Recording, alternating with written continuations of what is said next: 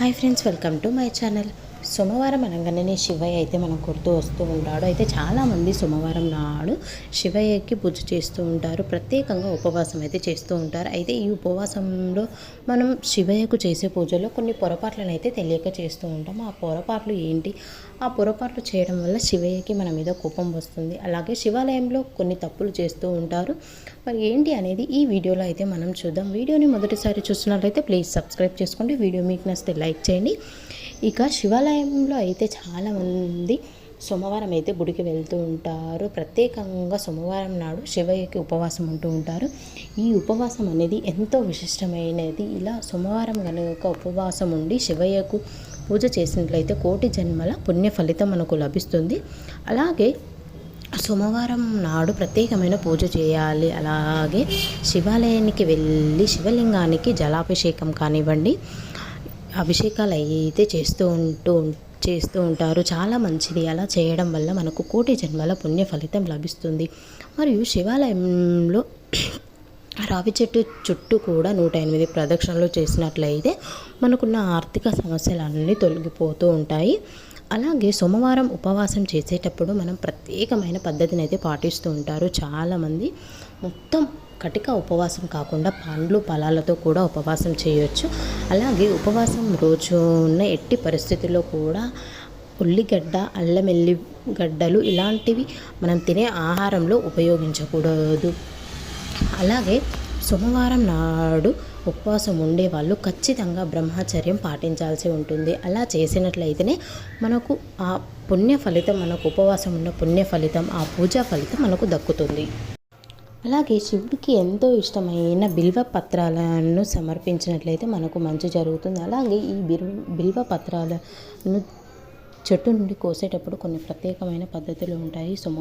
అష్టం, నయం, అమావాస్య, పౌర్ణమి ఇలాంటి రోజులలో బిల్వ పత్రాలను శివయ్యకు మనం సమర్పించకూడదు. అలాగే శివలింగానికి మనం ఎప్పుడు కూడా కుంకుమ పెట్టకూడదు. కుంకుమ శివలింగానికి పెట్టినట్లయితే అందులో నుండి వేడిని పుట్టిస్తుంది. కాబట్టి మనం ఎప్పుడు కూడా శివలింగానికి విభూతి గంధంను మాత్రమే పెట్టినట్లయితే మనకు చల్లదనాన్ని ఇస్తుంది. కాబట్టి ఎప్పుడు కూడా కుంకుమను పెట్టకూడదు. విభూతిని మాత్రమే పెట్టుకోవాల్సి ఉంటుంది. కొబ్బరి నీళ్ళను శివలింగంపై ఎప్పుడు వేయకూడదు. అలాగే శివాలయంలో మనం శివుడికి పాలాభిషేకం చేసేటప్పుడు ఎప్పుడు కూడా రాగి పాత్రలలో పాలు వేయకూడదు. అలా వేసినట్లయితే పాలు విషంలాగా మారుతాయి. కాబట్టి రాగి చెంబులో కాకుండా వేరే దాంట్లో పాలు పోసి అభిషేకం చేసినట్లయితే మంచి జరుగుతుంది. శివుడికి ఏ పండ్లనైనా నైవేద్యంగా మనం పెట్టవచ్చు. అలాగే వెలగపండును నైవేద్యంగా పెట్టినట్లయితే శివునికి వెలగపండు ఎంతో ప్రీతికరమైనది. కాబట్టి మనం వెలగపండును శివయ్యకు నైవేద్యంగా పెట్టినట్లయితే ఆ శివుని ఆశీస్సులు మన మీద ఉంటాయి. అలాగే సంపంగి పూలను ఎప్పుడు కూడా శివయ్యకు పెట్టి పూజ చేయకూడదు. అలా పూజించినట్లయితే మనకు మంచి జరగదు. అలాగే ఈ సంపంగి పూలకు శివయ్య శాపం విధించినట్లు పండితులు అయితే చెప్తూ ఉన్నారు.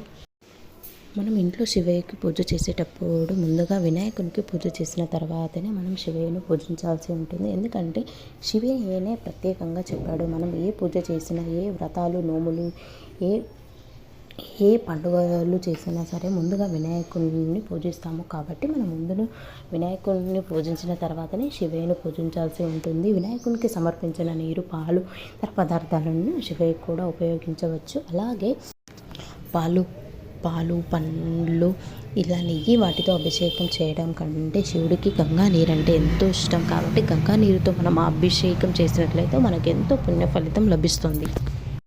అలాగే మన ఇంట్లో కనుక శివలింగం ఉన్నట్లయితే ఖచ్చితంగా అభిషేకం చేయాల్సి ఉంటుంది. అభిషేకం చేయలేనప్పుడు మన ఇంట్లో ఉన్న శివలింగాన్ని దేవాలయాల్లో పెట్టవచ్చు.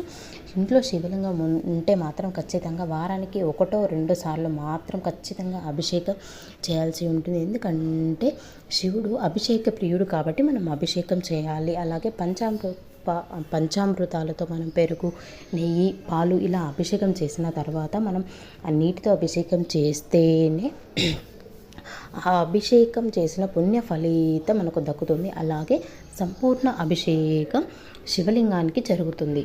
ఇలా సోమవారం నాడు ఎలాంటి తప్పులు చేయకుండా మనం శివయ్యను వేడుకున్నట్లయితే మనకు ఎన్నో జన్మల పుణ్య ఫలితం లభిస్తుంది. ఇలా సోమవారం నాడు మనం శివయ్యకి ఉపవాసం ఉండి పూజ చేసినప్పుడు ఓం నమ శివాయ అనే మంత్రాన్ని 108 సార్లు మనం జపించినట్లయితే మనకు మంచి జరుగుతుంది. ఇదండి ఇవాల్టి వీడియో మీకు నచ్చినట్లయితే లైక్ చేయండి, షేర్ చేయండి, కామెంట్ చేయండి.